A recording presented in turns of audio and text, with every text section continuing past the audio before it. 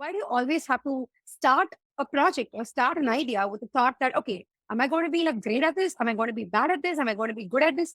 Why start with too many of self-introspection questions when you can just start Mhm. with a level of curiosity? So, that feels like it kind of matched with exactly what you said. And often that's what we do. And most Mhm. ambitious builders and founders do that, saying that, okay, this is my way of introspecting a lot, but then you end up overthinking and you end up not really experimenting with the stuff that you want to do. Absolutely. Yeah, yeah. So totally. And I think it's a good practice, which I remember you also ran a podcast where you Mhm. covered all of these intersections that one could take between creativity, between tech, and a lot of other aspects of it. So I guess Mhm. a lot of what you spoke in the podcast also could cover some of the things that we just discussed, right?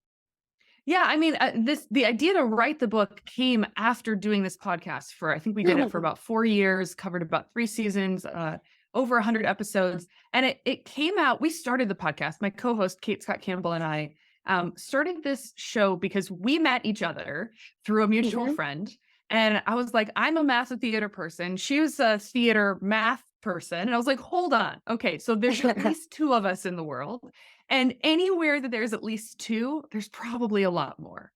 And so we started this as an effort to find other multidisciplinary weirdos like us. I use that word lovingly, I love um, it. because we felt like such outsiders in most of the kind of the plans or the roadmaps Yeah. or the playbooks that people put out in the world that were like, get a job, move up the ladder, be good at it, like retire. And I was like, A, that doesn't work for me. B, I'm not sure it works for anyone anymore. Um, and so I was like, okay, there's 2 of us. Let's find everyone else that's like an interdisciplinary weirdo like us. And so we started just talking to a whole bunch of folks that did intersecting things. Generally, the lens was something in the STEM world, something in the arts world, but we were very generous in that interpretation. And we found over and over again that all of these folks were really approaching their lives with this portfolio mindset. That it was sort of like, Mm, I pick up this thing, I might put down that thing. That thing might come back in a few years. I work with these collaborators. At some point, they might become important to me again on another, right? Like it was yeah. this mindset of like nothing is linear. It all felt very circular and very sort of intersecting and overlapping and like chapters, right? Like seasons. And Yeah.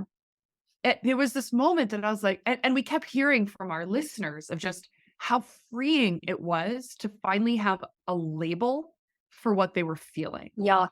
Yeah. Which I never really, thought about that until I was like, "Oh, right." That, it's the same way that, like, you think something is going wrong with you and you finally have, like, a word to describe it, and you're like, "Oh, okay, it's Mhm. not just in my head, this is a real thing."